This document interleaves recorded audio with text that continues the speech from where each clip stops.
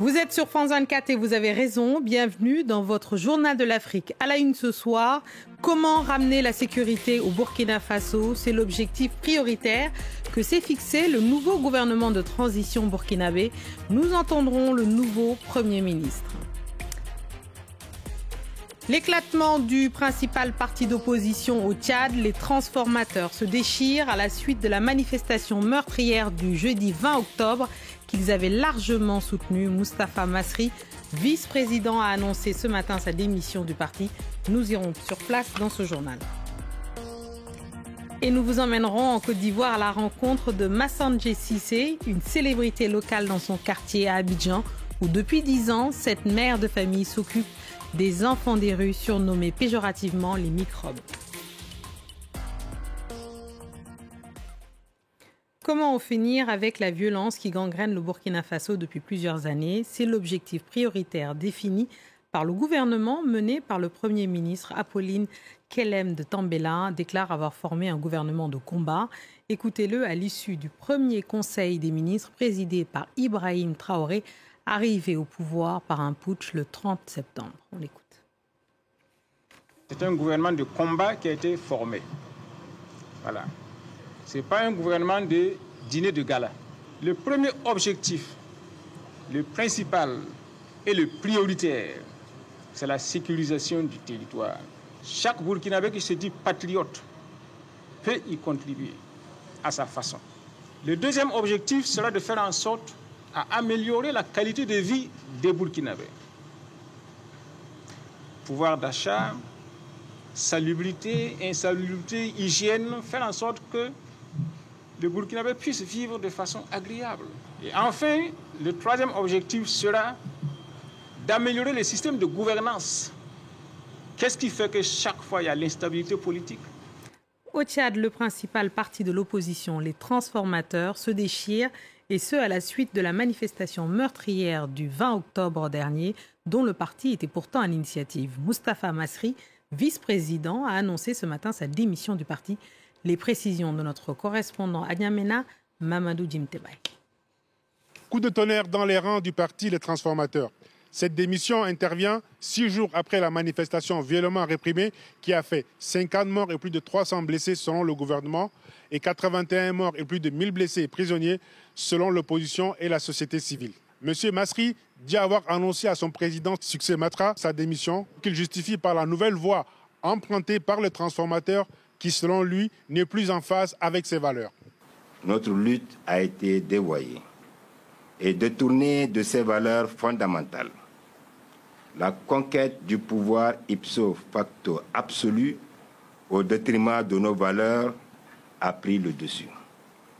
Le leadership qui devait guider nos actions a laissé la place à la singularité. En conséquence, autant l'engagement est un choix personnel, autant le choix de partir est personnel, toujours guidé par ses valeurs. Au nom de ces valeurs de paix, d'unité, de la démocratie et de la lutte pacifique, nous prenons la décision de nous dissocier et rejetons cette nouvelle voie prise à laquelle nous ne nous reconnaissons pas. Le bureau exécutif du Parti Les Transformateurs, que nous avons réussi à joindre, se réserve de tout commentaire pour l'instant. Le Premier ministre guinéen a entamé ce mercredi une tournée dans les différents sièges des partis politiques à Conakry. Bernard Goumou a rencontré les acteurs politiques de la société civile pour discuter de la mise en place d'un cadre de dialogue dit inclusif pour une sortie de crise. Depuis la prise de pouvoir par la junte, le dialogue entre les principaux acteurs politiques et les militaires est au point mort dans le pays. On écoute le Premier ministre. La tournée actuelle se situe dans le cadre de l'activité préparatoire pour l'ouverture de ce cadre de dialogue. Tout cela, c'est pour la stabilité de notre pays. Vous, que ce soit les partis politiques, que ce soit les autres forces vives de la société, que ce soit nos facilitatrices, que ce soit tous les Guinéens aspirent à un climat de paix. Donc c'est de ça qu'il s'agit. Il faut qu'on se retrouve, qu'on se parle. Propos recueillis par Malik Diakité. Ce mercredi marque la reprise à Kinshasa du procès sur le meurtre de l'ambassadeur d'Italie, Luca Attanasio, ainsi que son garde du corps. Et un chauffeur avait été tué par balle pris dans une embuscade aux abords du parc national des Virunga, au nord de la ville de Goma, dans le nord Kivu. Après une suspension en début de mois, le tribunal s'est déclaré compétent. Écoutez le récit de notre correspondante Aurélie Bazara Kibangula. À la barre, Issa, l'un des 5 prévenus, a répondu calmement aux questions du tribunal, installé sous une grande tente dans l'enceinte de la prison militaire de Ndolo. Pour le ministère public, il s'agissait de vérifier la thèse du kidnapping qui a mal tourné. Les ravisseurs comptaient prendre en otage le diplomate italien et exiger une rançon. L'ambassadeur a finalement été tué par balle avec son garde du corps et le chauffeur des Nations Unies le 22 février 2021. Devant le tribunal, le magistrat a lu des extraits des auditions d'Issa faites par les enquêteurs de la police judiciaire de Goma. Ces extraits accréditent la thèse du kidnapping et la participation d'Issa au meurtre du diplomate italien. Mais à la barre, le prévenu a répété pendant 3 heures que ses aveux ont été faits sous la torture. Il nie tous les faits qui lui sont reprochés. Il explique avoir appris le meurtre du diplomate italien en écoutant la radio. Pour les avocats de la défense, c'est un procès monté de toutes pièces. Ils nous ont dit qu'il n'y a ni douille, ni armes, ni relevé téléphonique dans le dossier. Les 4 autres prévenus présents dans le box des accusés livreront leur version des faits la semaine prochaine. Tous sont accusés de meurtre, association de malfaiteurs et détention d'armes et de munitions de guerre. On part à Pretoria en Afrique du Sud où se poursuivent les pourparlers de paix entre le gouvernement éthiopien et les rebelles du Tigré pour trouver une solution pacifique et durable à la guerre qui ravage le nord du pays depuis 2 ans. Au même moment, Amnesty International révèle que le conflit a été jalonné d'exactions sur les civils, des crimes contre l'humanité commis par toutes les parties en toute impunité. Les explications de Laurent Berstecher. Il n'y a pas de parties innocentes au conflit éthiopien. Selon Amnesty International, tous les acteurs de la guerre du Tigré se sont rendus coupables de violations des droits de l'homme et même dans certains cas de crimes de guerre et de crimes contre l'humanité. Les forces de défense nationales éthiopiennes, les forces érythréennes, tigréennes, les forces spéciales Amara, la milice Amara Fano. Toutes ces parties ont commis de graves violations des droits de l'homme, notamment des viols et des violences sexuelles. L'ONG demande une enquête approfondie et indépendante afin d'établir les responsabilités et de traduire les coupables en justice conformément au droit international. Un appel qui intervient alors que les dirigeants éthiopiens et tigréens se réunissent pour un 2e jour de pourparlers de paix à Pretoria.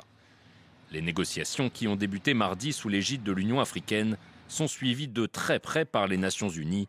L'organisation internationale appelle depuis des semaines à un cessez-le-feu immédiat au Tigré. Elle a une nouvelle fois exhorté les 2 parties à saisir cette ultime chance pour trouver une solution diplomatique au conflit. C'est la seule façon d'avancer. Si les parties ne s'engagent pas vraiment dans une solution négociée, nous serons dans cette situation pour toujours. Depuis la reprise des combats fin août, l'armée éthiopienne enregistre des avancées majeures sur le terrain. Mais les dirigeants du TPLF affirmaient lundi encore posséder une capacité militaire suffisante pour vaincre leurs ennemis. Direction le quartier populaire d'Abobo, dans la capitale économique ivoirienne. C'est là que vit Massandje Cissé. Depuis 10 ans, cette mère de famille s'occupe des enfants des rues, qu'on appelle là-bas des microbes, des jeunes tombés dans l'extrême délinquance et qui terrorisent la population une fois la nuit tombée. Loin de les stigmatiser, celle qui est surnommée Maman Microbe les traite avec considération et affection, comme si c'était ses propres enfants. Sophie Lamotte et Sadia Mandjo l'ont rencontrée.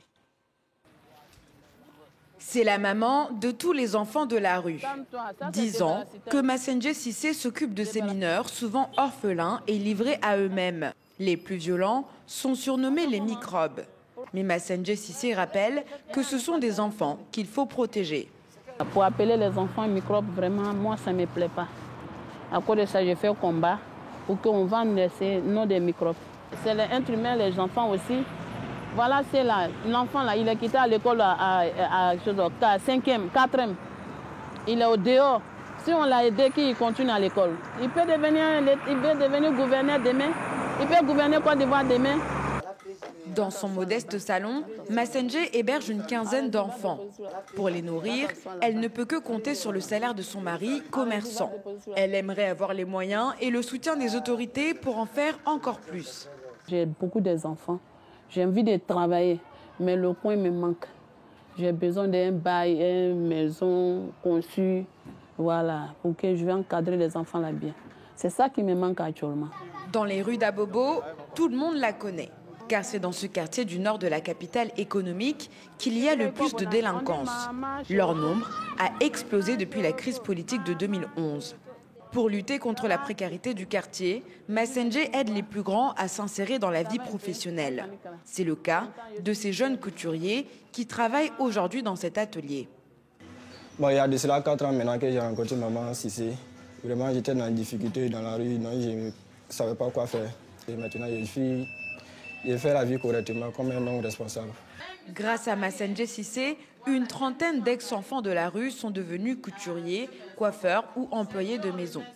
Pour elle, c'est en apportant un cadre stable à ces enfants de la rue que la Côte d'Ivoire éradiquera le phénomène de la délinquance juvénile.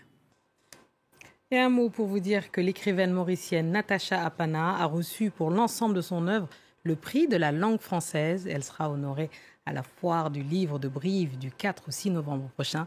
Et elle a fait sensation avec un style percutant, notamment avec Tropique de la violence, qui émergeait de son séjour à Mayotte, un roman multi-primé, notamment par le prix Femina des lycéens. C'était en 2016. C'est ainsi qu'on referme cette édition de Journal Afrique. Merci à tous ceux qui nous ont suivis, en particulier ceux de Paris au Luxembourg en passant par Athènes. Restez avec nous car l'actualité continue sur France 24.